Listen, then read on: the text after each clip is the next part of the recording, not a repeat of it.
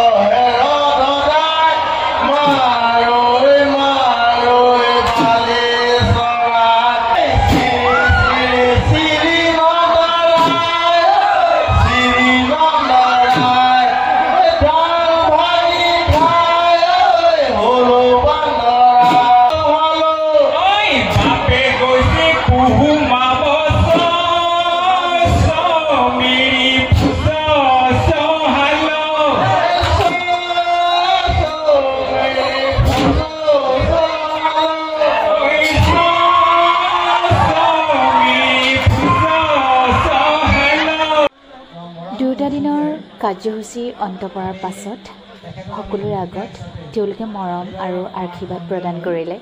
কৃতজ্ঞ হ'লোঁ আপোনালোকৰ মৰম আৰু সহযোগিতাৰ বাবে। ইমান বেছি দুইটা দিনেই সহযোগিতা আগবঢ়াই আহিছিল।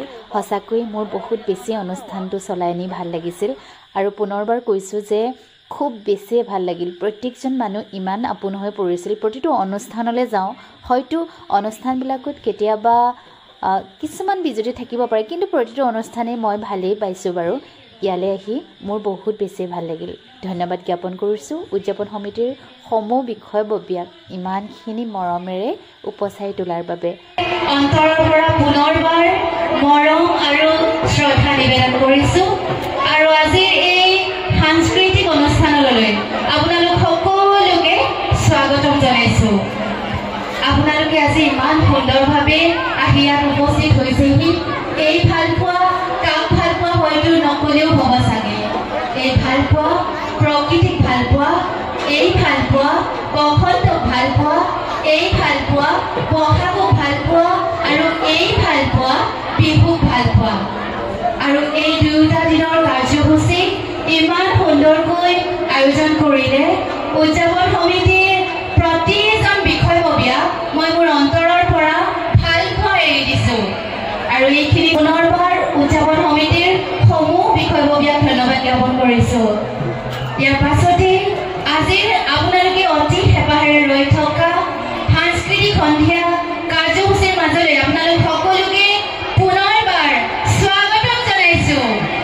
আপোনালোকে অতি হেঁপাহেৰে ৰৈ থকা আমাৰ প্ৰেৰণিক শিল্পী আমাৰ মাজত আহি উপস্থিত হৈছেহি। আমি তেখেতক মঞ্চলৈ আদৰণি জনাইছোঁ আৰু তেখেতৰ অনুষ্ঠান আগবঢ়াই নিবৰ বাবে অনুৰোধ জনাইছোঁ।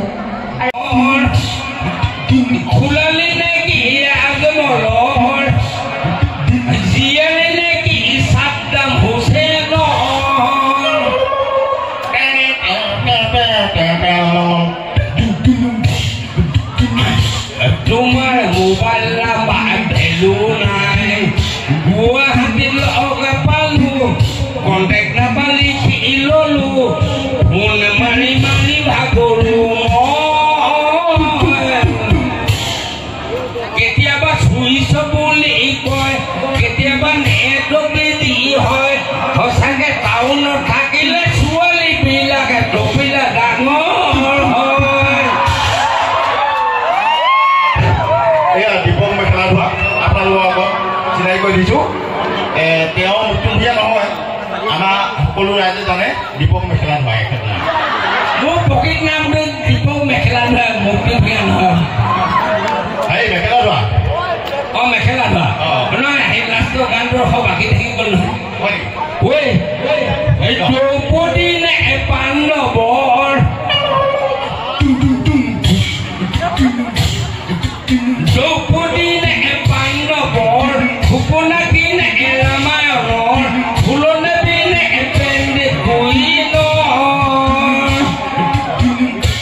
তুমি গাভৰু নে বোৱাৰী, খোজে প্ৰতি চপিলালৰে ফাটি যাওঁ কৰে, জিন্স পেণ্টৰ চিলনি। কেতিয়াবা মনত পৰে তোমালৈ, বিশেষকে কপিলা দুটালৈ। কেতিয়াবা মনত পৰে সঁচাকৈ, বিশেষকে কপিলা দুটালৈ। সঁচাকে মিলি স্কাৰ্ট পিন্ধিলে ভণ্টি, যামে মই পাগল হৈ। হ'বনে? মেখেলা ধোৱা। অঁ মেখেলা ধোৱা। অকল গান গাব নালাগে, আপুনি এটা হেৰি কওক, কবিতা এটা, কবিতা এটা দিয়ক। মোবাইল প্লেয়াৰবিলাকত আপোনালোকে নিশ্চয় শুনিছিলে কি গান? শুৱনি আমাৰ গাঁওখনে অতি গাভৰু ছোৱালীয়ে ভৰা, তাই এজনী পতাব নোৱাৰিলে কিহনো ঘটি ডেকা ল'ৰা ৰঙা বটলৰ। এনেদৰে অনুষ্ঠান সামৰি ঘৰমুৱা হ'লোঁ। আজিৰ ভিডিঅ'টো ইমানতে শেষ কৰিছোঁ।